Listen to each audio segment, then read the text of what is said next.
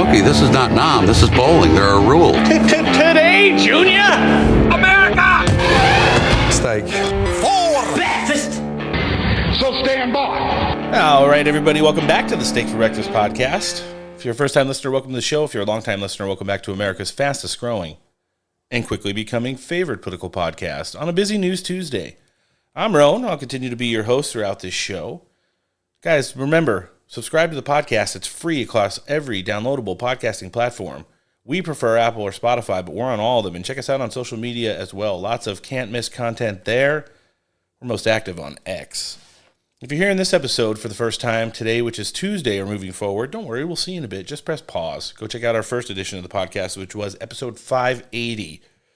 We talked about the crown jewel of Donald Trump's first 100 days in office, and that's, of course, centered around immigration and border policies.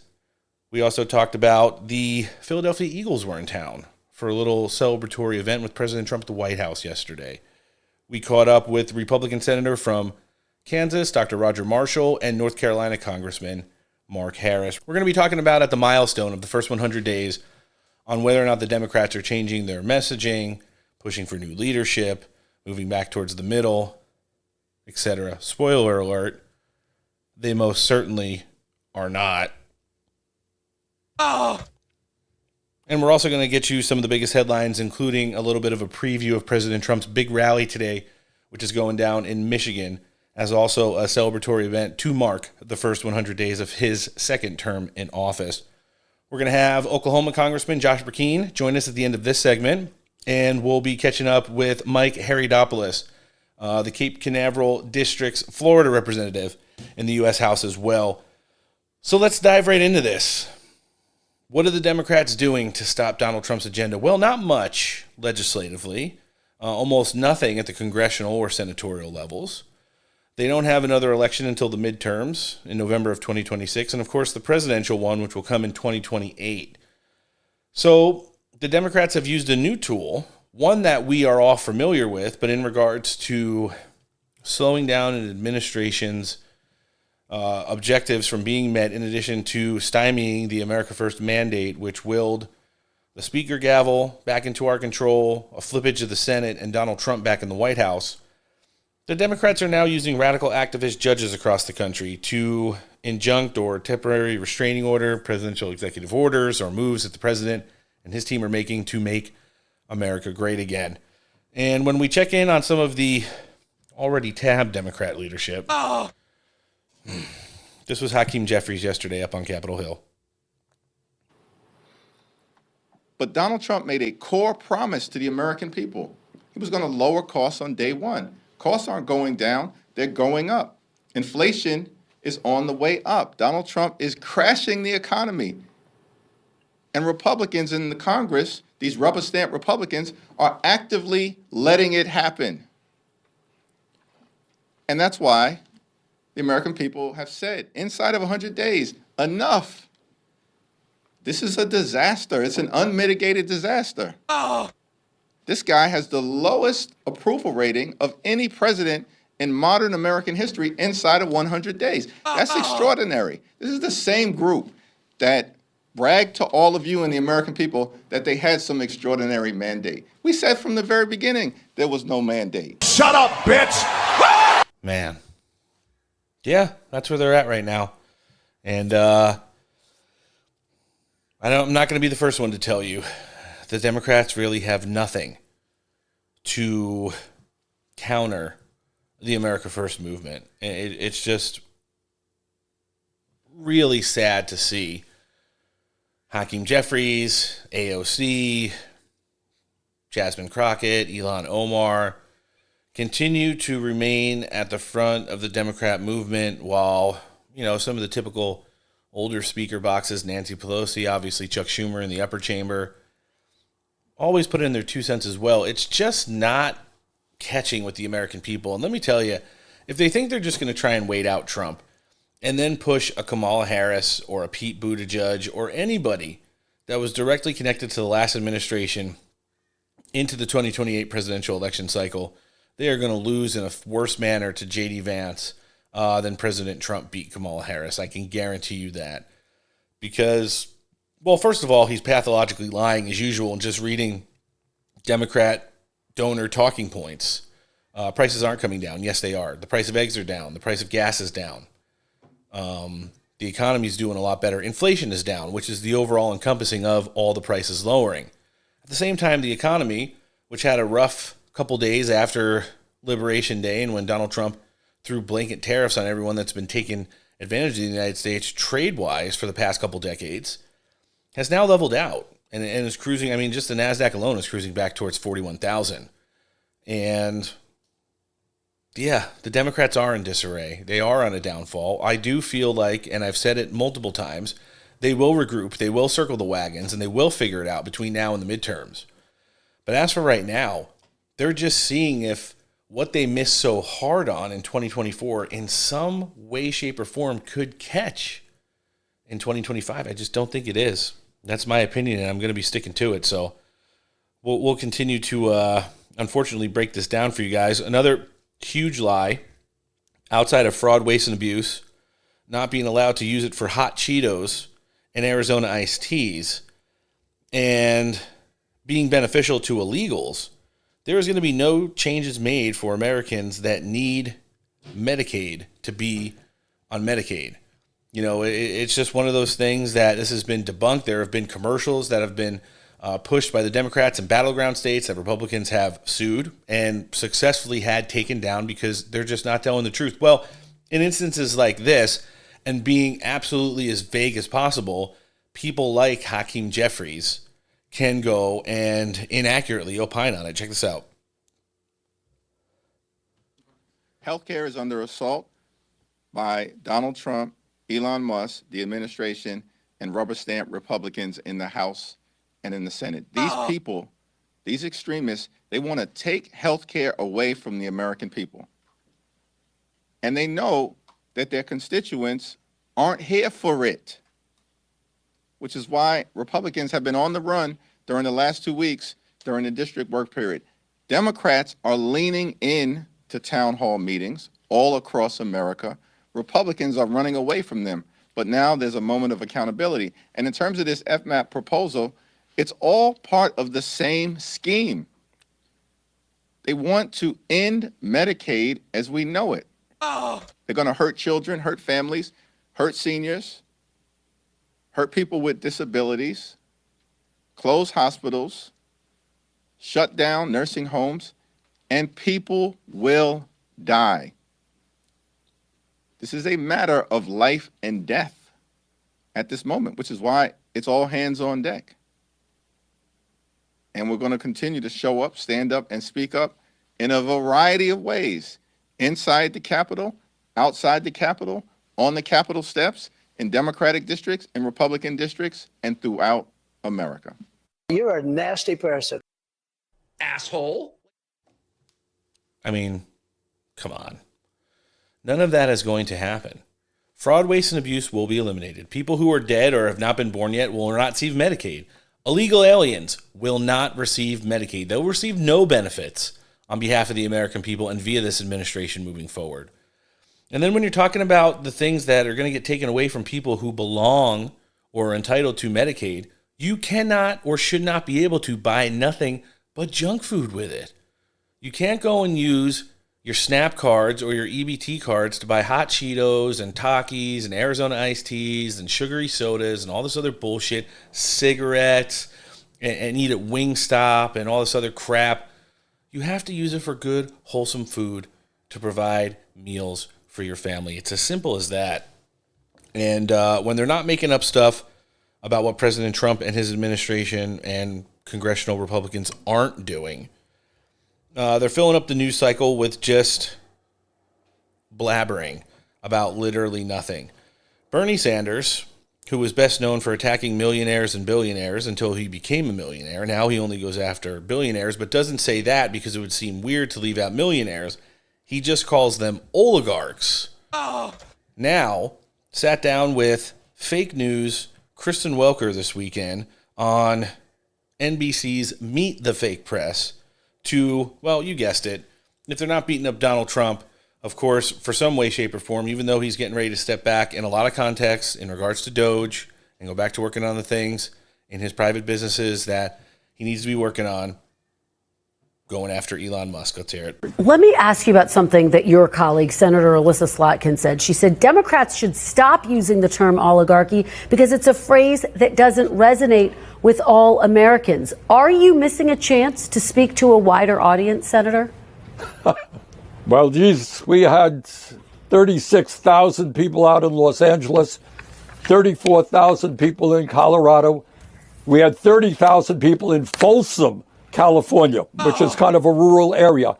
I think the American people are not quite as dumb as Ms. Slotkin thinks they are. I think they understand very well. When the top 1% owns more wealth than the bottom 90%, when big money interests are able to control both political parties, they are living in an oligarchy. And these are precisely the issues that have got to be talked about. Are you living in a democracy when Mr. Musk can spend $270 million to elect Trump and then becomes the most important person in government? Or AIPAC and other super PACs have enormous power over Democratic candidates? Those are issues that we have got to talk about. That is the reality of American society today. The very rich getting richer. Working class people are struggling. 800,000 people sleeping out on the streets. If we don't address that issue, the American people will continue to turn their backs on democracy.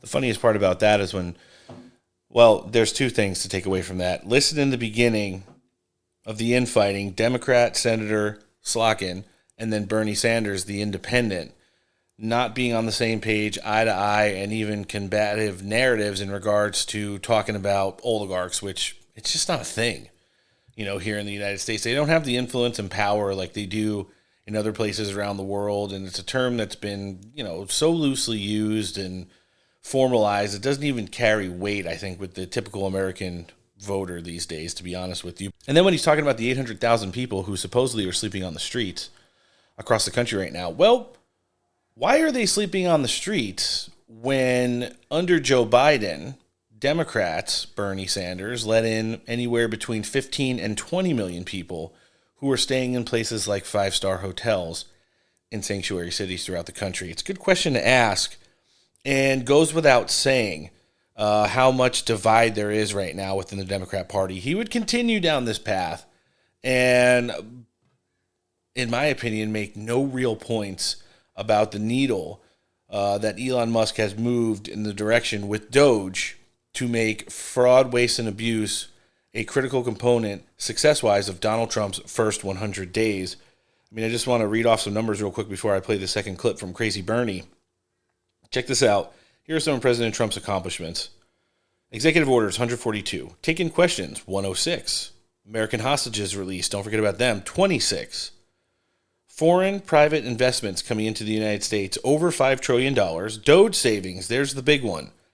$160 billion. That's before reconciliation and those trillions. It could be up to $3 trillion, $3.5 trillion over 10 years moving forward. And then ICE deportations after the 135,000 criminal illegal aliens, just regular ones, 65,682.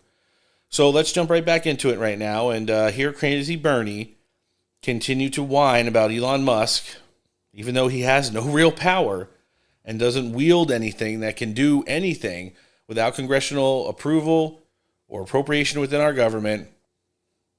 Go down that path and just continue to say Elon Musk's name to keep Elon Musk's name at the forefront of everybody's mind. Let's check it out.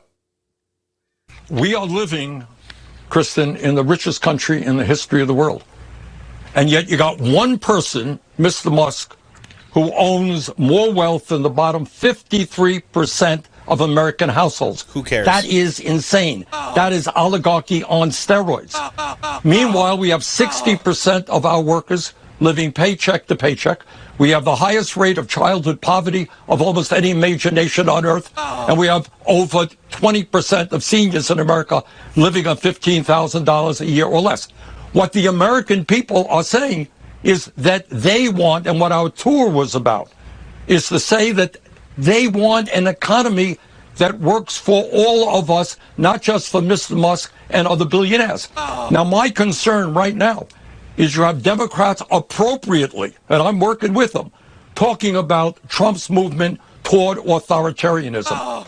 Scissor me timbers. He gets the full one. Listen, every single itemized complaint that Bernie Sanders has there, child poverty, senior poverty, homelessness, why were all of these people not taken care of during Joe Biden and Kamala Harris's 4 years in office, Bernie? Why were 15 to 20 illegal aliens allowed to come in this country and get everything? Housing, food, healthcare, education for free. And then you put all these people who are freeloading off the system, the illegals, into the system, and then expect Donald Trump to immediately fix the economy, which now has to amend for those 20 million people who contribute nothing and take everything. And when they know that's like an unsolvable equation, even though Donald Trump is moving it in the right direction, they can't blame him, so they beat up on Elon Musk. It's embarrassing, but so are they. And, you know, when you look at how the Democrat Party is shaping up right now, I think President Trump is going to have a much smoother second 100 days in office than he did, much to the behest of the Democrats, his first 100 days. Guys, wherever you're listening to the show, hope you're enjoying the second now of two big Tuesday editions of the Steak for Breakfast podcast. Share us with everyone you know, friends, family, coworkers, and loved ones. Subscribe to us for free on any podcasting platform. We prefer Apple and Spotify. And then check us out on social media. We're on all of them, but most active on X. So who could be, well, you can't really consider him an outsider because he's so friggin' big. He's both inside and outside at the same time. Yes, I'm talking about Illinois' Governor J.B. Pritzker. Could potentially be an outsider for the Democrats, figuratively, I guess. Moving into the 2028 presidential election cycle, I mean, he is a billionaire. He definitely has the backing, definitely has some influence, narrative-wise, within the party. I think a lot of Democrats are rubbed the wrong way by him, but if he starts resonating in any way, shape, or form in the polls, which I don't necessarily think he will, I think he's probably like a fifth or sixth caliber candidate out of what will eventually be their top five, then they're going to push him to the forefront. He talked about a bunch of things this week ahead of Donald Trump's first 100 days in office, and unfortunately, I had to sit through the entirety of it. You're only going to get a couple clips. First one I'm going to play right now is talking about, well, what the Democrats always do. They can't win legislatively. The radical activist judges who are injuncting are getting pushed back and eventually will get wrangled in by Congress. They're losing the narrative in the media. And Donald Trump's going to start doing rallies again. Yeah, good luck with those tanking poll numbers. Talking about mass protests and, of course, disruption. It's a dog whistle for violence while speaking to the press from Illinois earlier this week. Let's hear it. History turns. Never before in my life have I called for mass protests, for mobilization, for disruption. But I am now.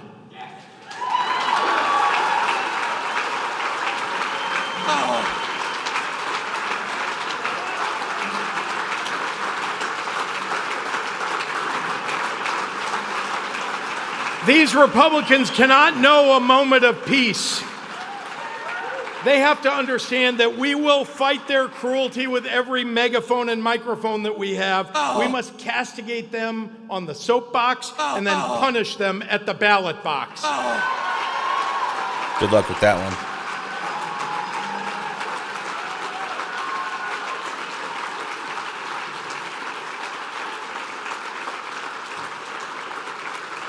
They must feel in their bones that when we survive this shameful episode of American history with our democracy intact, because we have no alternative but to do just that, that we will relegate their portraits to the museum halls reserved for tyrants and traitors. A fucking moron.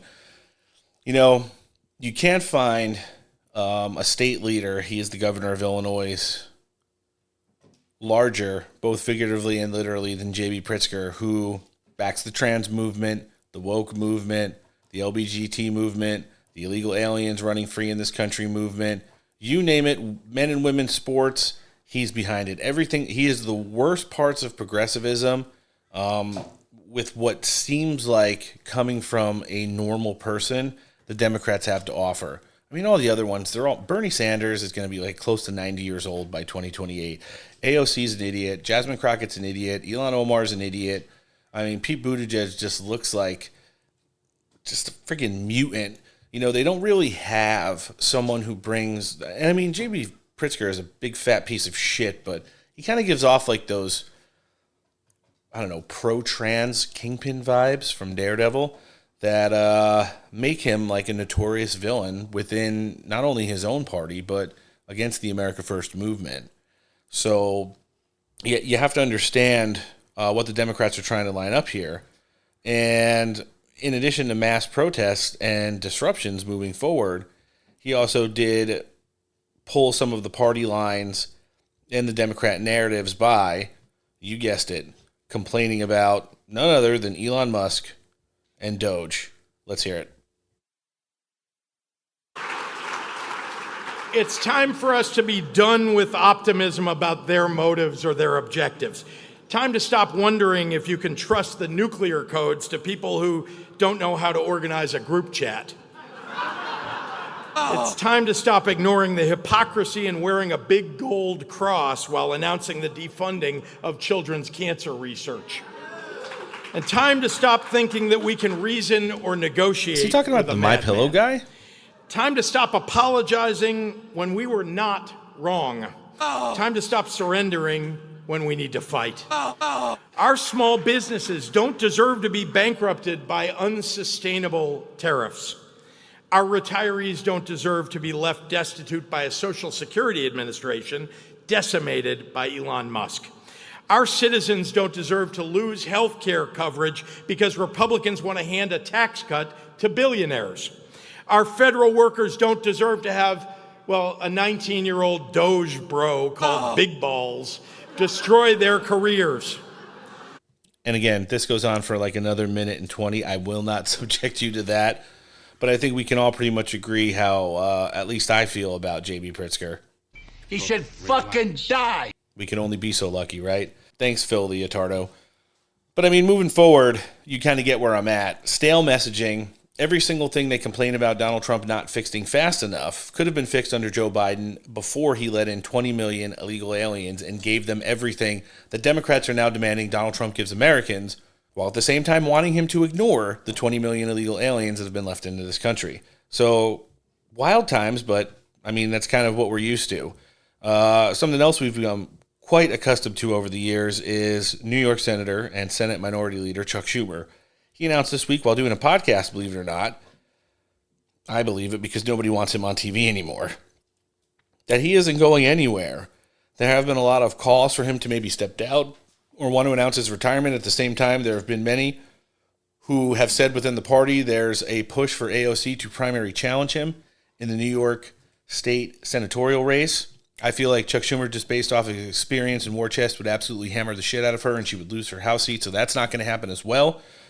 But him, in general, talking about what the next few years and maybe even future Senate campaigns look like in the immediate future, here is the Senate Minority Leader Chuck Schumer talking about just that. And with that, Senator, as the party contemplates its future, you yourself has faced recent calls to retire or at least step down as Senate Democrats leader. You said you're staying put. Tell our audience why. Would you explain that, please? I'm staying put because I have been able to unite my caucus in a very strong fight against Trump. And that's what we have to do. And I'm doing it every day in every way. Asshole. I mean, come on now. Again, the pushback from Republicans, and I'm going to start talking to them about this on our next two editions of the show this Friday and when Alan's in with us as well. Why can't we just start pushing back and asking about every single complaint that the Democrats have and how that problem could have been solved faster or at least be working towards being solved if Joe Biden didn't let 20 million illegal aliens into this country and gave them everything that they now want Donald Trump to give Americans after not giving it to them for the last 4 years. If you know what I mean. Last clip that I've got, eye-rollingly. Are you ready for this? The Democrats have whipped out old reliable. Don't worry, it's not a penis. Close. Democrat Congressperson, Representative Shree, has announced that he, she, they, it will be filing articles of impeachment, believe it or not, against Donald Trump soon. And why they've been tasked with that after a little investigative journalism is because this Congress thing is nearly $1 million in debt prior to from their last campaign. So the only way to erase that debt ahead of the midterm elections is to fundraise. And they are going to create a fake news narrative because, number one, it'll never pass the House. Number two, it'll never pass the Senate. There will be no investigations, no formal trials, no nothing. They are now going to get the impeachment ball rolling as something that they will obviously be defeated in the near future, but then say, hey, listen, we got enough wind in our sails that we're going to roll this right into the midterm elections. And when we take back the speaker gavel in 2026, that's why that election is so important for America First and President Trump's legacy, we will formally be impeaching the president of the United States. Still won't go anywhere because I think we're going to add at least 2 seats in the Republican Senate in 2026 as well.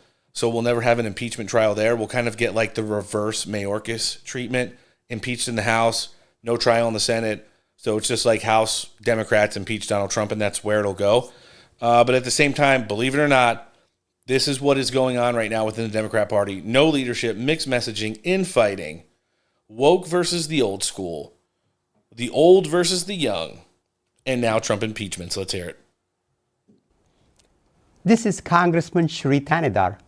Donald Trump has already done real damage to our democracy, but defying a unanimous 9-0 Supreme Court ruling, that has to be the final straw. It's time we impeach Donald J. Trump. The court said the wrongfully deported Kilmer Garcia must be allowed to return and receive due process. Trump ignored it. He ignored the Constitution. He ignored the very checks and balances that keep our democracy intact. This isn't an isolated incident. It's part of a dangerous, deliberate pattern. That's why today I introduced a resolution to impeach Donald J. Trump, outlining 7 articles of impeachment. Please stop. Oh, man. Just imagine if any of these Democrats understood what happened in 2024, understood how absolutely unpopular they are right now, and just for the sake of the country, for once in their political lives, moved back towards the middle and did something to help us all out. Things would be moving so much faster, so much smoother, but because the grip on power is what controls all in the nation's capital, we aren't anywhere near that kind of bipartisanship and moving forward. Who the hell knows where we're going to be as a country? I do know where we're heading right now, and that's into our interview with Oklahoma Congressman Josh Brecheen. But before we jump in with him, here's another check-in with one of our partners. Friends, I want to take a minute and talk to you about cigars. Whether you're on the golf course, fishing on the lake, or doing some yard work around the house, our friend Alan has got you covered. He's launched the Patriot Cigar Company. The tobacco is hand-picked in the fields of Nicaragua, right next to where Mike Lindell picks his coffee beans. The cigars are hand-rolled, aged 3 years. You enter promo code STEAK here, you're going to get 15% off your total order. Every order over $100, free shipping, and a $10 e-gift card is included with every purchase. MyPatriotCigars.com, that's MyPatriotCigars.com, a premium smoke for freedom-loving patriots. All right, joining us next on the show today, this Big Tuesday edition of the Steak for Breakfast podcast. He's the congressman who represents Florida's 8th Congressional District, which means we're welcoming back to the show Representative Mike Haridopolos. Thanks for coming back on. My pleasure. Good morning. Always a pleasure. And listen, you guys are back up on the Hill. Speaker Johnson gave like a 5-ish week window heading into Memorial Day, working on the big, beautiful bill. You guys unlocked that budget resolution right before you guys took off and headed back into district before Easter. As you guys are reconvening right now and huddling ahead of markups, why don't you give our listenership a little bit of an update what the next couple days and weeks might look like for the Republican conference? Well, I think we all agreed during the election that the size and scope of government has just got too big in Washington, D.C. Too much power, too much money, too much borrowed money for that matter in Washington, D.C. We need to reduce the spending, especially the wasteful spending that has been exposed by the Doge Group led by Elon Musk. And there's a lot of areas in which we could change. And I think the biggest fight, of course, will be with Medicaid. I think Medicaid is a legitimate program when you help pregnant women, the disabled, people in nursing homes, etc. But it is not a legitimate program to help illegal aliens or people who game the system, meaning literally lie to get a free benefit, which people are paying maybe $1,500 or $2,000 a month for healthcare. And so we need to look at those programs, make sure the people who truly qualify get that benefit. But for those people who are illegal aliens or game the system, they should not be getting this benefit so we can, again, provide for those most in need. But we're going to have to cut spending. That's what causes inflation, in my opinion. And if we do it the right way, we'll actually grow the economy and start to balance our budgets like we did in the late 90s. You know, I think House Republicans have done a great job so far identifying some of the things you talked about. Those who are committing fraud, those who are gaming the system, and obviously the amount of illegals, especially in sanctuary cities and states, who are able to use things like Medicaid and really inflate, pun intended, I guess, how much money Americans and taxpayers are having to put into this to make it sustainable and able to provide services for the people who really need it every year. You know, as we've seen this generational shift, especially in the last election, where Americans do want to reduce the size of government, they do want to reduce the size of spending, fraud, waste, and abuse be eliminated as well. How is it now the right time and really an opportunity for Republicans to kind of reset the standard on this issue and then moving forward make it a lot more efficient for the people that actually need it? No, you nailed it. I couldn't agree with you more. This is an opportunity. And the election's a long time away. Let's focus on policy, not worry about politics.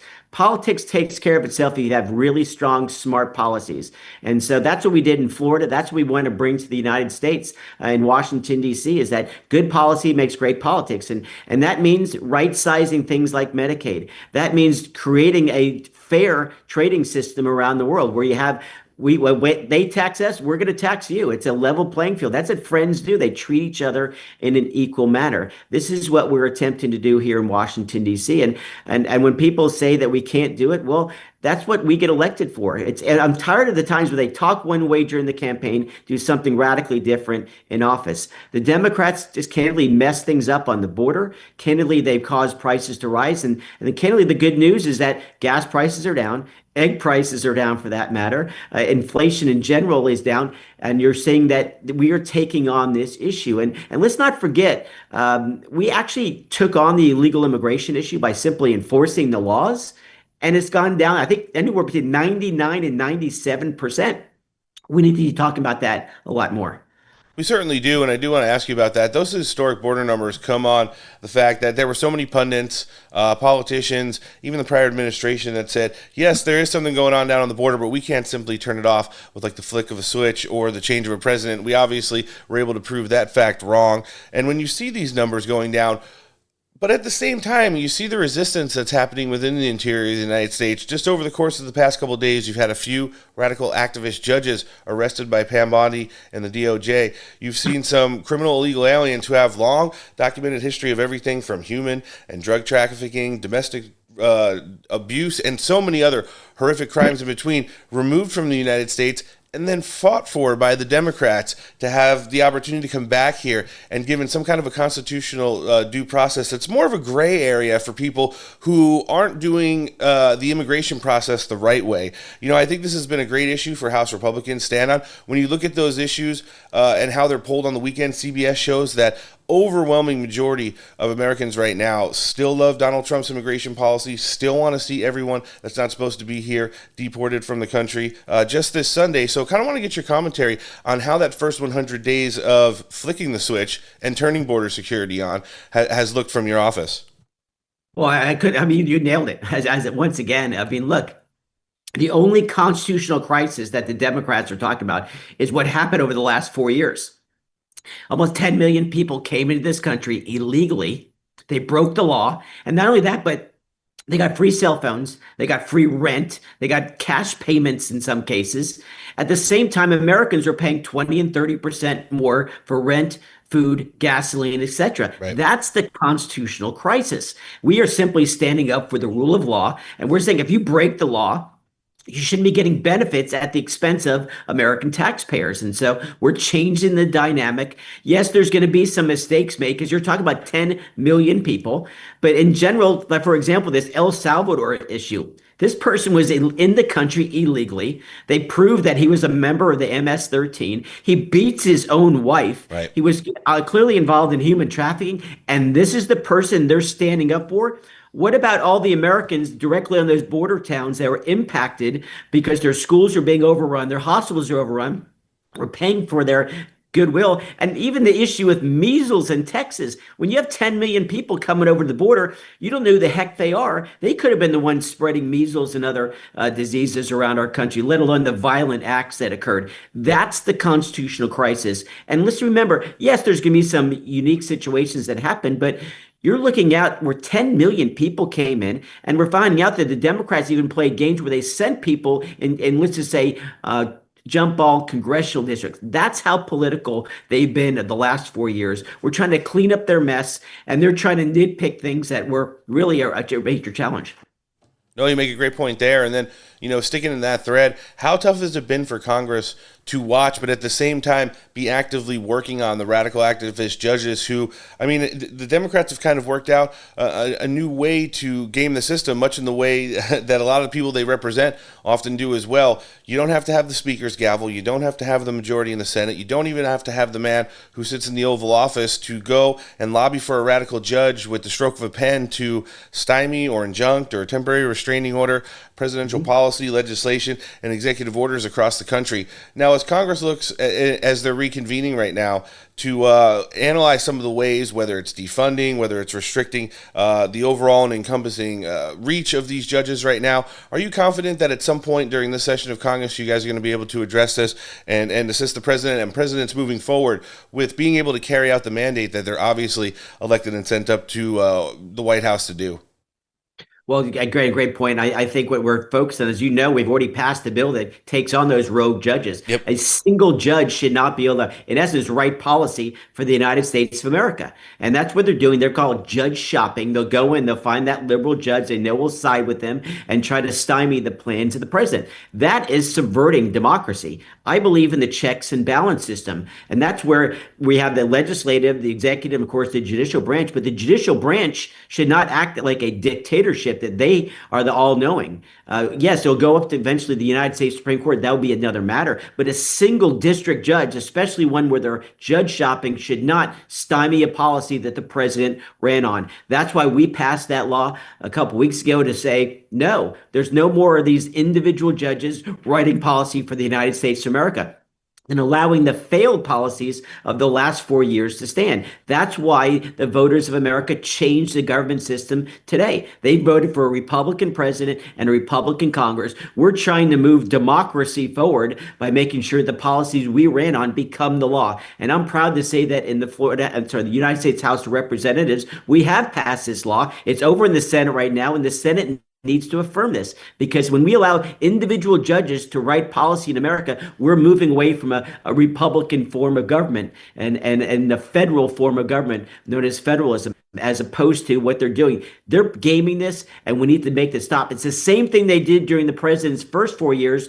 when they did all these injunctions to stop his common sense border policies in his first 4 years in office back in 2016 to 2020. Last thing I want to touch with you on, and you had mentioned all the failed policies of the last administration.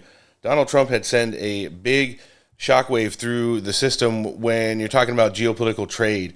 The Liberation Day and whatever has happened since then, they said the stock market was going to tank. The stock market has recovered and is actually doing fine. It was just a little bit of a kind of adjusting for the tariffs.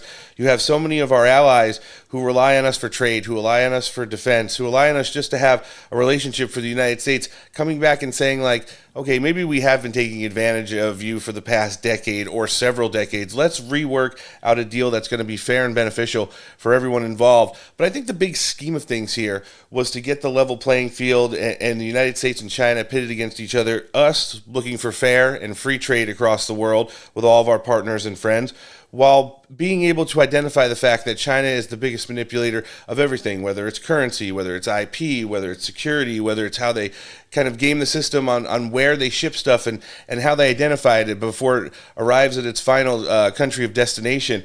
And it's really put the CCP on their heels right now. This was kind of a masterclass by Donald Trump to be able to identify this. And I think moving forward, it's going to be very beneficial for Americans.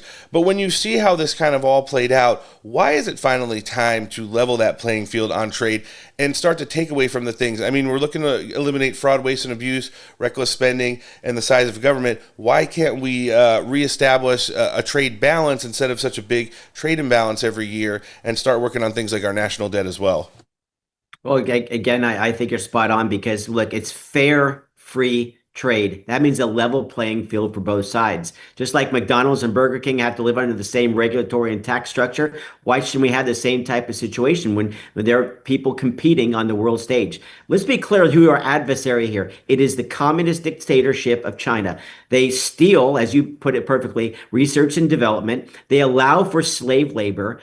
They pollute the world because they're the largest producer of producing, and they're still building coal power plants, for example. They have no respect for that. They got into the WTO and have used this and abused this very much. We're not having a level playing field. We all found out during COVID that it was a situation where the supply chain that they have created put us in a vulnerable situation. And what the president's looking to do is bring those jobs and manufacturing back to this country, which is just common sense, because we play by the rules as far as labor rules, no kids working in sweatshops. We don't pollute the world like they do. And we don't steal other people's research and development. We are a fair trader, and we want to tell our friends around the world who we've been helping since the end of World War II, just give us a level playing field and we're happy to compete. You can't allow for this distinction to take place, which only rewards bad behavior. This is what the president's looking to do. And as you put perfectly, the stock market's recovered. And remember, these things happened during the Biden years. There's an aberration a couple of times where the market went down and it recovered. This is just typical left-wing media trying to talk down the Trump presidency when he's doing the right thing, whether it be here on trade, immigration, spending, etc. This is common sense, and this is why Donald Trump won and why the Republicans are in power. We're just looking to make sure democracy is affirmed by pushing the policies you and I spoke about today. Seems like it's common sense, which is what both House Republicans and President Trump ran on very successfully in the last election, Congressman. Listen, as always, great when we can catch up with you. We've got everything live linked in our show description today, including a link to your congressional website. There, our listeners can check out all the great work you're doing up on Capitol Hill, even sign up for your newsletter if they choose to do so. Where can we find you on social media? We'll live link that as well. Well, the good news is it's you just spell my name. The hard news is it's a unique name, but it's just at Mike Haridopolos. There's another one called at Rep Haridopolos as well. But we welcome people's comments. It's the way democracy works. We're having another town hall tonight because we want to hear directly from the voters. It's the reason why we're spending so much time the last 2 weeks meeting individually with people. It's about serving the public once again and moving away from this big behemoth that Washington, D.C. has become. Always a treat catching up with the man who's representing Florida 8, Representative Mike Haridopolos. Thanks for coming on the show today, sir. Have a great rest of your week, and we will see you again soon. Looking forward to steak for breakfast. See you soon. The idea that no person is above the law is a bedrock principle of American justice. No man is above the law, no matter what the crime. And I agree with you. No man is above the law, and no person is above the law. No one is above the law. No one is above the law. No one's above the law. No one is above the law. No man is above the law. Nobody is above the law. No one is above the law. No man is above the law. He has to be held accountable. He's not above the law. No one's above the law. Either that nor any other title puts you above the rule of law. No one is truly above the law. That is what it means to have a rule of law. That is what it means to not have a king. They're not above the law. Nobody is above the law. Everyone will be treated, as Merrick Garland has said, as equally. Well, that no one is above the law, which is foundational. No one is above the law, even a former president. We have one set of laws in this country, and they apply to everyone. No one is above the law. The law is the law, and no one should be above it. Yes, nobody is above the law. No one is above the law. No one else is above the law, including a president. Nobody is above the law. You can't have two justice systems in America. It has to be one justice system. And anybody who breaks the law should be held accountable. And that no one is above the law. No one is above the law, and our president is not above the law. I always thought that this country, that no one was above the law, especially the president. All right, jumping back into the news portion of the show here. Last news segment on the back end of two big Tuesday editions. Our first 100 days editions of the Steak for Breakfast podcast. And that was, well, every prominent Democrat from the media to the mainstream to politics and beyond claiming that no one is above the law. They are absolutely melting down that two judges in the past 72 hours have been arrested for impeding federal law enforcement operations to detain, process, and deport illegal aliens. We obviously know about the New Mexico couple, which included a judge who was housing MS-13 or Tren de Aragua gang members in his house. And then there was the judge up in Wisconsin who, when ICE came to detain someone who was there for, you guessed it, domestic violence, ushered said illegal alien and his lawyer out through a private door, which is only available for jurors to come in and out of. So one of the big headlines that I think really needs to be understood here is that no one is above the law, and that includes radical activist judges. You know, I saw Pam Bondi provided some commentary after a raid this weekend, nabbed a whole bunch of illegal aliens at like some kind of nightclub where there had been hundreds of calls to 911 for reports of shootings, noise, fights, other instances of violence, etc. And, you know, this is the thing now where when the call is made, the call will be answered. We really cannot allow a lot of places in this country that have been hijacked by both the radical left and illegal aliens to remain in the hands of them. And moving forward, we have to be able to push back so forcefully now and through administrative processes and using the rule of law that these people who are running rampant around our country right now are detained, processed, and sent back to their countries of origin or places like Gitmo and CCOT. I saw Pam Bondi was outside of the White House yesterday ahead of Caroline Leavitt's press conference, and she provided some commentary on this nightclub raid instance, which flourished under Joe Biden and is no longer existent under President Trump. Let's hear it. America is safer tonight thanks to Donald Trump.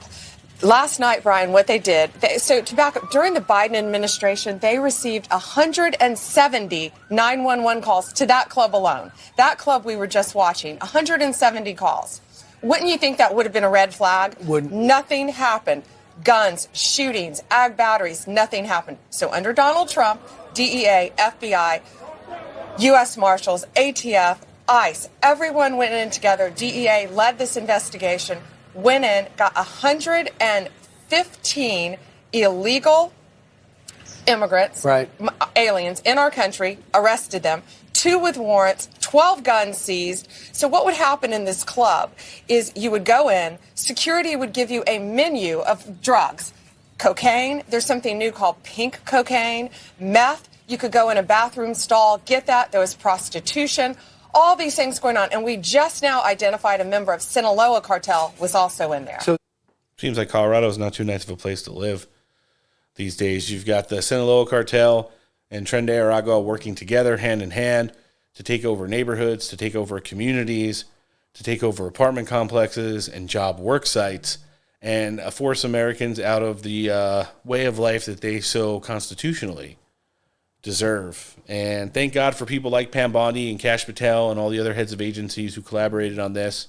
Again, 115 illegal aliens detained, half a dozen guns, shitload of drugs, money, and this goes on the heels of years of calls being made to please stop this violence and things that poison communities to be removed from it, which have fallen on deaf ears until Donald Trump came back to the White House. So Again, these are the things that the mainstream media is not telling you. They're telling you right now that they are putting out poll numbers which show Donald Trump is at historic lows when they're only polling Democrats in regards to gaining their numbers from. It's just absolutely ridiculous to see how this shit has transpired. And nobody to bring us back and reset the timeline better than the master of hijacking the narratives. No one short of Stephen Miller could be the hero we don't deserve but absolutely need.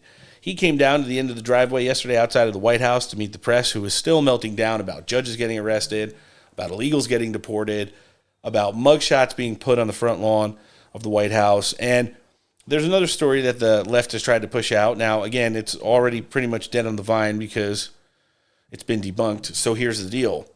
A family was deported. They had kids who were born in the United States, therefore they're U.S. citizens. Instead of family separations, the Trump administration gave them the options. What would you rather do? Would you rather your kids stay here in the United States with people you know or other family members? Or would you prefer that your kids are deported along with you? Not deported as U.S. citizens, but keeping the family unit together. The parents chose the latter and to take their kids with them, but the press is not telling the story in the correct fashion. Let's hear President Trump's deputy assistant. Resources to be going after moms of young kids, basically. Do you yourself have an opinion on the subject? I'm more interested in yours. Well, what percentage of the, let's just pick an even number of, say, 10 million illegal aliens. Let's say that Biden released, I think it's closer to 20 million. Let's say he released 10 million illegal aliens into the country over the last 4 years. What percentage do you think we should let stay here of those 10 million? I'm not trying to do a game show. No, but I'm saying, no, but... If you think that's the best use of... Well, hold on, but is it your view that if a Democrat president releases 10, 15, 20 million illegals into the country, that they all then should get to stay forever and for all of life? Stephen, I don't have a view about what Democratic presidents do. I'm asking what the Republican president for and how okay, so you don't want to answer the question because you know the answer is obvious. Everyone that Biden let in has to go home. Of course. I mean, it's a crazy thing to even ask. You think we should give administrative amnesty to some subset of the illegals that Biden... Here's how we're prioritizing it. ICE is going to continue to focus on raids against high-threat criminal aliens. We're going to use the entire force and power of the federal government to get them all home. Many will choose also to leave voluntarily and take advantage of the CBP Home app. But we are not going to ask taxpayers to subsidize the presence of a single illegal alien in this country. And there you have it. So again, there's two sides to every story, and you need to understand this. There hasn't been an instance yet where the Trump administration has ignored federal law, violated it even, ignored a judge's decision or rulings in cases. They're fighting them all and pushing back on fake news narratives. But when the media produces stories like this, it either catches like wildfire or it so much doesn't. I mean, I know people saw, 4 U.S. citizen children deported with their parents. Kind of doesn't make sense. So when you start reading between the lines, you get to understand the truth of the matter, which is the fact that these children were allowed to stay with their mother, who was an illegal alien and had them here and sent back to her country of origin. Now, what happens with them at some point in the future, depending on their age and whatever, I mean, they'll get to enjoy the full gambit up to this point until they rule on that U.S. birthright citizenship, the full gambit of what being a citizen is all about. But in regards to keeping the family together, I think the Trump administration did the right thing, even by giving the parents and the mother the option to take her kids with them. And she chose to do so. So that's what's going on with that one. And another headline, which you may have misread, didn't understand, or have missed because all the fake news wants to talk about is, well, a shitload of fake news. Guys, wherever you're listening to the show today, hope you're enjoying now the second of 2 big Tuesday editions of the Steak for Breakfast podcast. Do us a favor. Share the show with your friends, family, coworkers, and loved ones. Head over to your favorite podcasting platform, whether it's Apple, Spotify, iHeart, Samsung, Amazon Podcast, or wherever you're hearing the show. Download us for free. Subscribe for free. Rate the show 5 stars, and please write a review. And then check us out on social media. Twitter, Getter, True Social, Instagram, and TikTok is where we have accounts. Find them, follow them, hit the notification bell. You'll never miss out on all the great stuff we've got going on down here at Steak for Breakfast, like our incoming interview with Florida Congressman Mike Haridopolos. Now, in addition to no tax on tips, Social Security, and overtime, Donald Trump wants to see if the tariff schedule is eventually going to get us to where we get a big-time tax relief. a total tax cut, if you will. On Sunday evening, before he returned from Bedminster back down to D.C., he caught up with the press on the tarmac before boarding Air Force One with Saquon Barkley and fielded a couple questions, one of which had to do with this. Let's hear it. And we're going to make a lot of money, and we're going to cut taxes for the people of this country. It'll take a little while before we do that, but we're going to be cutting taxes, and it's possible we'll do a complete tax cut, because I think the tariffs will be enough to cut all of the income tax. Now, we have a lot of debt that's been left to us, unfortunately, over many years. We'll take care of that, but the tariffs, if people only understood the tariffs, we're going to be giving people of this country a tremendous tax cut.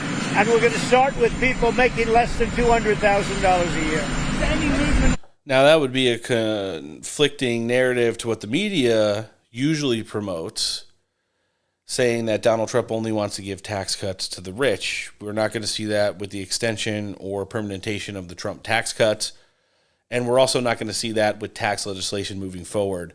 When the president speaks, I listen, and when he talks about things related to this, I don't hear any art of the weave. I hear straight shooting. And this is something that, listen, affects Donald Trump as a billionaire businessman in the same way it does as us every year, where if you make just a little bit more money than the average family, you get taxed into oblivion. And, I've seen people that annually rack up anywhere between $5,000 and $7,000 in having to pay back taxes because they can't all take deductions plus out of their paychecks because they have to provide for their family, especially over the course of the last 4 years and under the Biden administration. So we'll see what President Trump has in store. I think there's going to be some ways that they're all looking at it. And I think in the end, it's going to be very beneficial for Americans just like you and me. Congress is going to be very busy over the course of the next 5 weeks. One of the fake news narratives that we've already talked about previously in our first edition of the podcast is the Democrats going around saying that Republicans are trying to cut Medicaid for all. It's not true. It's for dead people. It's for people too young to be on it. It's for people that are using things like SNAP to buy hot Cheetos and Mountain Dews with. There are a lot of different ways to eliminate fraud, waste, and abuse and reset the parameters of things like Medicaid to make sure the people that need it have it and that they're using it for the appropriate thing, and that's to put good, nutritious, wholesome food on the tables for their families. And moving forward, Speaker Johnson knows that there are congressional methods, which includes a passage of a vote in the Senate to change things like Medicaid and Medicare and Social Security. So he wanted to combat that fake news narrative and shut it down when asked by a reporter yesterday at the Capitol. Let's check it out. Some critics that are saying you cannot find $880 billion by slicing the fat off of Medicaid. What would you say to them? Look, we've heard this over and over and over. The Democrats tried to run ads that were misleading, and we got them taken down in swing districts against our Republican incumbents, saying that they were going to cut Medicaid. It's not true. We are going to save Medicaid. We're going to find savings of fraud, waste, and abuse, work requirements that make sense for people who need to be working and not be gaming the program, and eliminating some of those things that make the program too inefficient and risk its survival. So we're going to reform it so that we can save it for the people that it's intended to support. We've been very consistent about that. The president has, I have, all of us. So wait and see. The final product will be satisfactory to everybody. And I believe him because here's the deal. Remember, a lot of the problems with all of the systems that we're incurring right now, healthcare, education, workforce, Social Security, are overwhelmed by the amount of illegals who are gaming this system and draining this country for every dollar that it can. When they make the cuts, they'll find the one or two instances of someone who may have been miscategorized or maybe didn't qualify, but the Democrats are going to say that they did, and roll them out there when you need to know hundreds of thousands, if not millions of people who don't need to be on Medicaid, who don't belong in our Social Security system, need to be off of it. It's just the fact of the matter. And there's a lot more people dialed into this stuff, economists and people who understand the healthcare industry, etc., who are going to give you long, exorbitant explanations on just exactly what I'm talking about. But congressionally, they're going to figure this out. And that those working parameters that Speaker Johnson talks about too. Listen, there's no reason why able-bodied people should be getting Medicaid and free food and free aid just to sit home and play video games all day or live stream on TikTok and Instagram. While you're out there, while I'm out there busting my ass 5-6 days a week for 40, 50, 60 hours every 7 days as well. So we need to take into consideration that changes have to be made. Things got way out of control with COVID, snowballed with the amount of illegals that came in here over the course of the past 4 years. And moving forward, it looks like Speaker Johnson and House Republicans working with the Senate and President Trump have their eyes set on fixing this. Last clip I've got of Speaker Johnson. Now, again, I believe the next procedural vote from the House of Representatives is going to come by Memorial Day, but the finisher of the reconciliation package has now been set as a soft but hard date of July 4th of this year, which means all the things that we're talking about, paying for the border stuff, the Trump tax cuts, no tax on tips and overtime and Social Security, maybe the tax break on the interest for car payments, and a lot of other things moving forward, including the debt ceiling, pushing it down the road. That's all going to come into effect and I guess be finished and ready for President Trump to sign historic signage by July 4th of this year. Speaker Johnson talked about that after a meeting of the Big Six yesterday. Let's hear what he had to say. He says July 4th because that's a big birthday for us, and everybody knows that.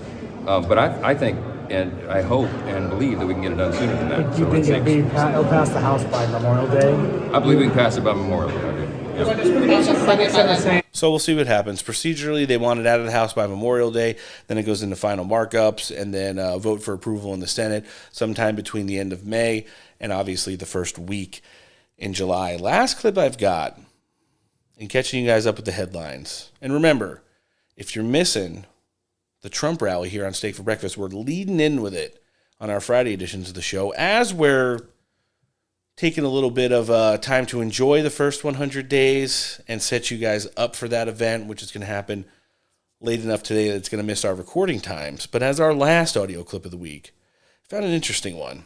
Charlemagne the God, radio host and personality, was talking to Hakeem Jeffries earlier this week and Chuck Schumer about stop talking about the sudden opposition to big money in politics. Stop talking about the millionaires and the billionaires and the oligarchs and the super PACs who have funded the Democrat Marxist progressive movement for the past several decades.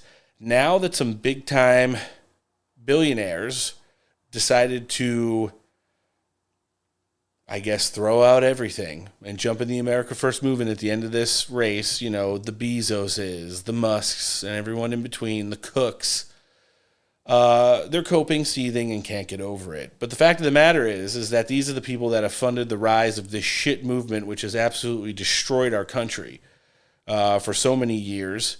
And people, unfortunately, some of the biggest retards within the Democrat Party, or opposition side. I already mentioned Charlemagne, people like Bill Maher, even Jen Psaki. They see the writing on the wall.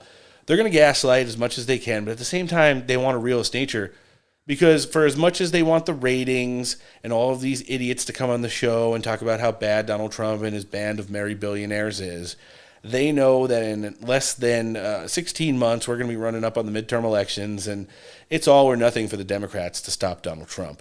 That's why we're getting a rally today to culminate the first 100 days. That's why we're going to see more rallies, especially in battleground states and vulnerable areas moving forward as well.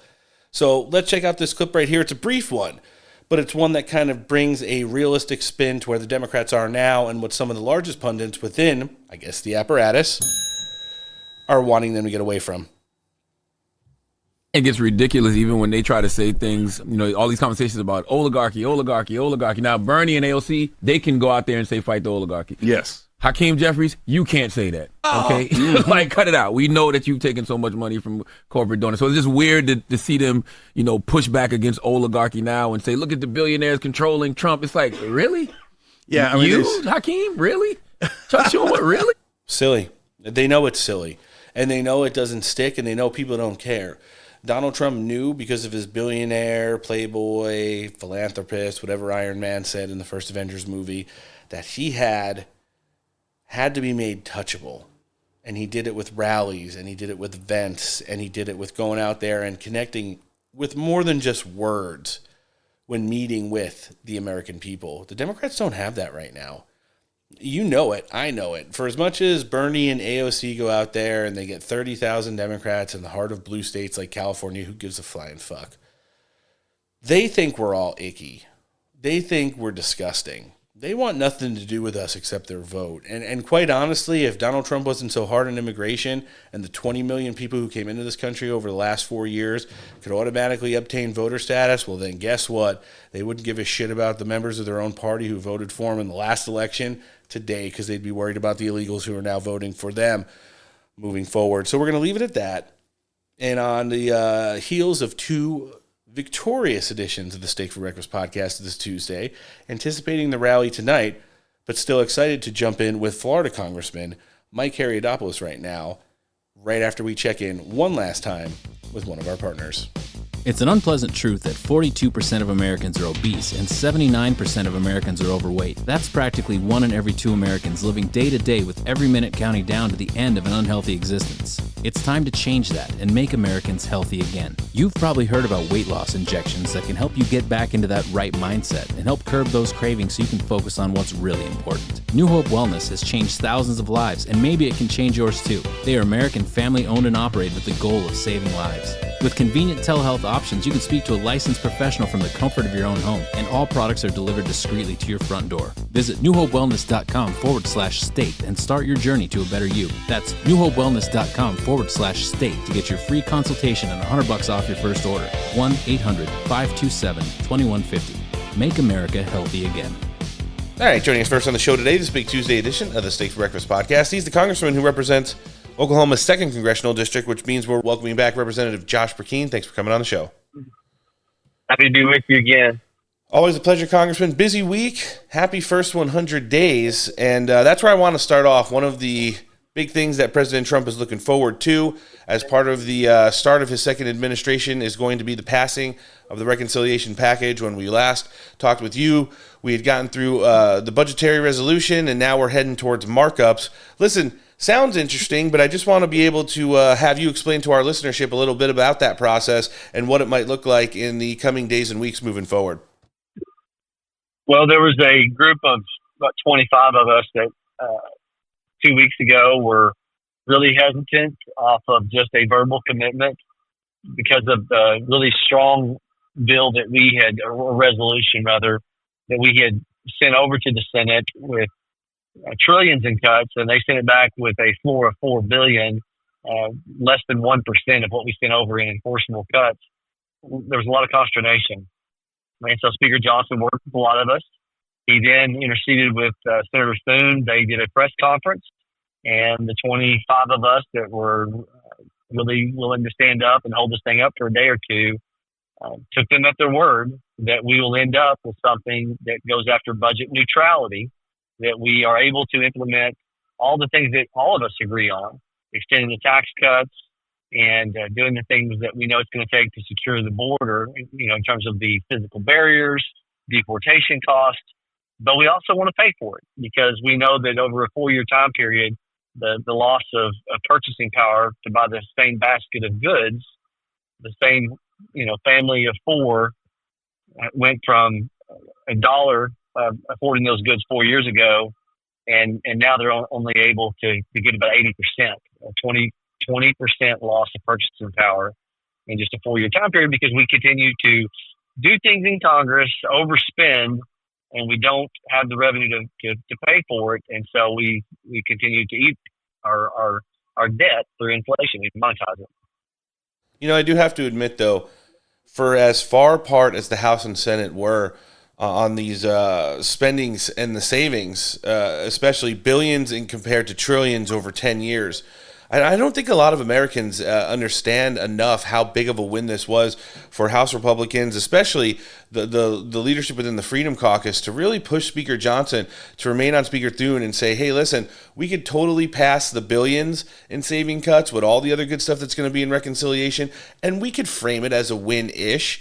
But then when you start to drag it out over the course of what Republicans essentially ran on, that's shrinking the size of government, that's reducing wasteful government spending, that's the fraud, waste, and abuse, and that's doing the things that, get the government working for the American people again. You guys held the line, and I think at the end of the day, when you look at the cuts over the course of 10 years, it's not the best numbers in the history of mankind, but this is a big step in the right direction, because there are going to be additional things that you guys are going to be able to make cuts on through the annual fiscal year budgets as well, and just pieces of resolutions moving forward that's going to allow for you guys to make real meaningful cuts over time, and that is exactly what you guys campaigned on. Yeah, look, you start with 2 days when football practice starts, right, to get you back in shape. And so you're right. This is not as big as many of us in the budget committee. Chip Roy's been saying often in interviews, I've heard him say it, we ought to be embarrassed. This is the best we could get. But at the end of the day, for the colleagues that refuse to do the hard stuff, I'm talking about Republican colleagues who don't want to cut spending, who they'll go out and message they want to cut spending. But when push comes to shove, even waste as a constituency, they're afraid of that constituency. They're afraid they won't get reelected. And so many of us, if we can teach them, do the right thing, and I say teach them, like on a state level, I practice this.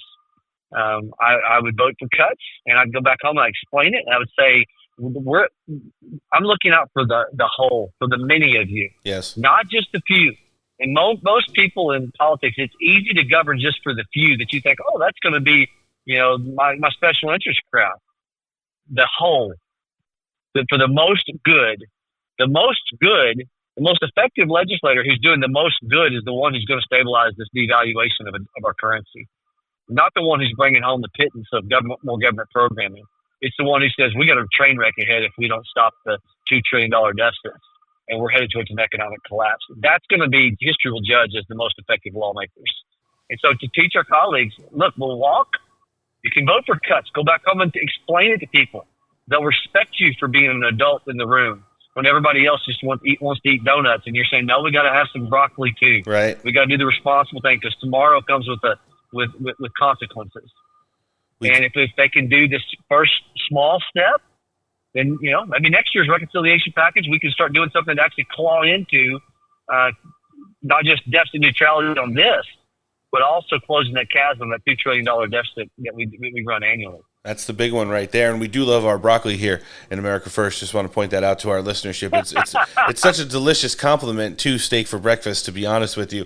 Listen, Congressman, you had mentioned border security. Have to touch on it. You sit on Homeland GOP, one of the biggest and most important committees up on Capitol Hill. We saw Tom Homan during the White House press conference yesterday lay out kind of the accomplishments of the first 100 days. Listen, no one's satisfied with having the border 100% safe and secure, people being deported, ICE raids going on around the country, because they obviously want to hit numbers that are a lot higher than we've been able to do so far. But when you talk about the night and day, especially when it comes down to what's going on the U.S. southern and northern borders right now in regards to the apprehensions, the amount of drugs, including fentanyl, coming into the country, all it did really was take a different president, and with the backing of a strong Congress who's willing to, back him up and fund the people who are running these operations and making our border safe and secure again. What do you think about the first 100 days when it comes to border security, and how do you see it advancing moving forward with things like the reconciliation package ready to fund it? The comment that he made in his State of the Union address rings true. When you look at the stats that show that almost every category, whether it's people coming across the border illegally or the gotaways, people that all you find is footprints and you never saw them cross, all of those, they've got 95% seal on the border, 95% less gotaways. What they're doing to send the signal of what just happened in Colorado Springs, where they raided this underground nightclub and 100 people, in the last week have been discovered, prostitution, human trafficking, pink cocaine, things that I didn't know about until I read it, thanks to a good staff briefing. But these are things that you didn't hear about under the Biden administration. What we did hear about under the Biden administration was rapes of 13 and 14-year-old girls and murders of 19-year-old college students by illegal immigrants. And MS-13 gang and Trinde Awadra gang members taking over housing apartment complexes. Remember, to the listener, remember that months ago? And yet President Trump, he rightfully says in the State of the Union address a few weeks ago, everyone, when all these things were happening in the Biden administration, said, we got to have more laws. And he said, all you needed was a new president. And it's so true. The laws we had on the books, they were sufficient. What we need to do is not allow a future Democrat president to do what Biden did. And that's where a changing of laws needs to take place, is where we tighten things down where they can't do what they did before, right, with their ultimate goal of having more illegal immigrants counted in a census, which that occurs already, and their ultimate goal of moving population to more urban areas through census counts, which always benefits Democrats getting elected in those high urban areas at the exclusion of Republicans, who 90% of your rural areas are represented by Republicans. That's the long-term game that Democrats are playing. That's the danger of illegal immigration. Democrats are in this to take over control the reins of power of Congress, and that's why they were willing to open the gates and allow the Bengals to come in and to do such great harm to our country. No, it's crazy. And then when you see the other side of the coin, you want to talk about night and day difference between presidents, how easy it is under the previous Democrat administration to let people in, and then how hard it is, especially dealing with the judiciary, to remove them. Whether it's judges writing injunctions or temporary restraining orders against some executive orders that President Trump has tried to implement at the start of his administration, or in instances like we saw the other day, where you have like local judges literally trying to protect illegal aliens from getting apprehended by ICE and ushering them out of a courthouse, which led to a couple arrests over the port of the last couple of weeks. It's been wild, but I think congressionally, you guys are there. You guys are going to back up this with some awesome legislation. You guys are definitely going to fund border security and that reconciliation package, and then moving down the road a little bit, codifying some of those executive orders into laws. It's going to circumvent the process to work for Americans again and not for radical activist judges moving forward. Yeah, Chairman Green, Homeland Security Chairman, myself, Michael Guest, Michael and I have subcommittee chairmanships under Homeland. I've got the Oversight Committee chairmanship, subcommittee chairmanship. And we are going to be looking into the non-government organizations, the NGOs, that have been taking federal taxpayer monies to recipients of grants, and then utilizing their ability, thanks to the taxpayer, to prop organizations up, and then education workshops teaching people how to know when ICE is coming and how to escape being deported. And so we, in the weeks to months ahead, will be focusing in and hopefully bringing forth information that Pam Bondi and the DOJ can then turn into, as we expose for the purpose of lawmaking. Through that exposure, hopefully the DOJ will bring forth or follow through on prosecutions of people knowingly helping others break federal law. And then in closing today, Congressman, got to talk about some of the over-encompassing items here. And one of the biggest things that we've seen really take off since the start of the second Trump administration and with this session of Congress is the work of Doge. As Elon Musk is getting set to figuratively step away, I still think he'll have some oversight into some of the things going on. There's a lot of great people. I mean, the founder of Airbnb, some of the guys who helped kick off PayPal with him, who are working alongside, the top levels of Doge throughout the government, really looking to eliminate fraud, waste, and abuse, and making the government run a lot more efficiently moving forward. How amazing has it been to see this kind of process play out? What's it been like to go through a little bit of the pushback? And moving forward, do you think something like Doge or just the overall cuts that you guys are going to get in general are going to be things to, at least congressionally help Republicans move forward to spend our money in a lot more prudent fashion? Well, that's my hope. It's bigger than one man. This concept is something that I can, trace back to a guy that I worked for 20 years ago, Tom Coburn, when he was the United States Senator from Oklahoma. That's a great point. Many of us that were on his staff thought that people would listen. When Dr. Coburn got the name Dr. No, when he was holding up, hundreds of pieces of legislation in the 2004, 5, 6 time frame, where he, was stopping the bridge to to nowhere, or attempting to, and ultimately that led to a change of culture and doing away with earmarks. And so I followed the ebbs and flows of people that were courageous, rolling up their sleeves. Dr. Cove was the one that started the Waste Book years ago that many members of Congress have carried on. Rand Paul does a version.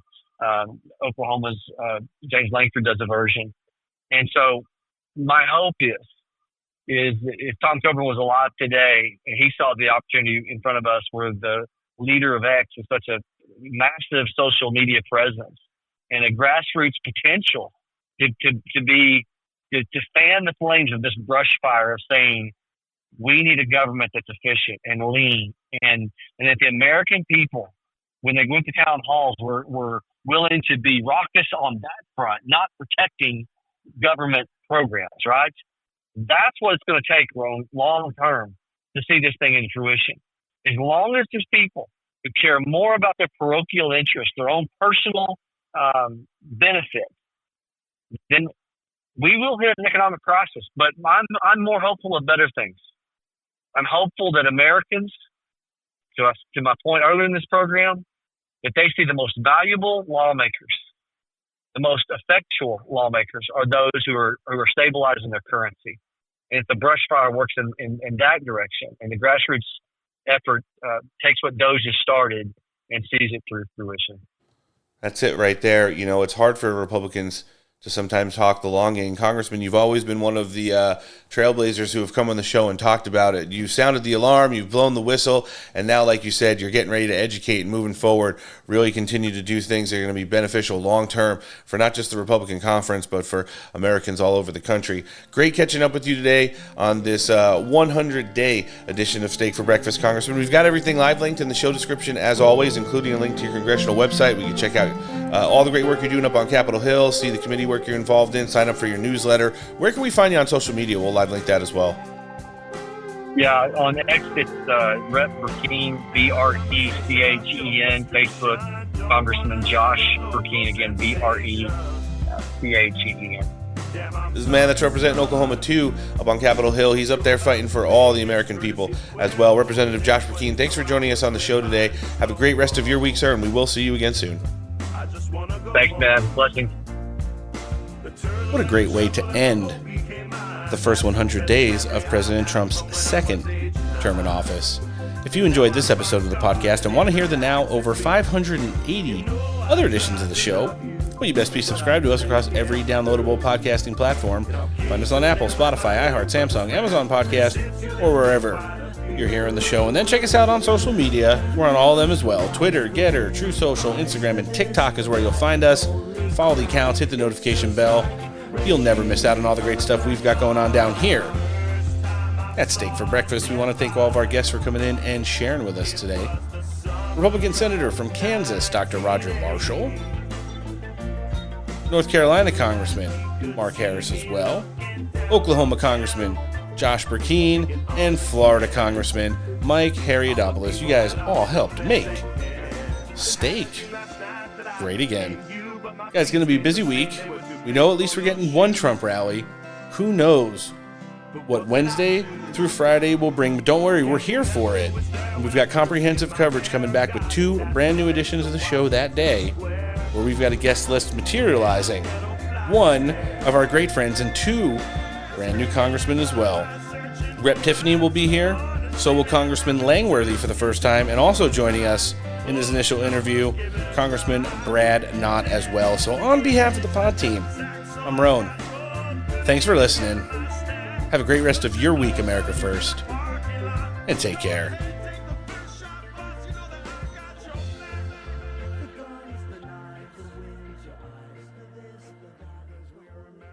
The future is ours, and our golden age has just begun. Common sense has become a common theme, and we will never go back. Never going to let that happen. My fellow Americans, this is Liberation Day.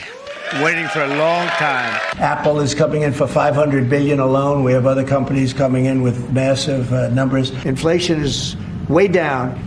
And it's based on what we've done, and we've done it in a very short period of time. Air Force One is currently in international waters for the first time in history, flying over the recently renamed People in our country illegally can self-deport the easy way, or they can get deported the hard way, and that's not pleasant. We're alive and free people because of you. Thank you very much. I mean, I've saved a lot of people, but I've never seen anything like this where you lived under those conditions.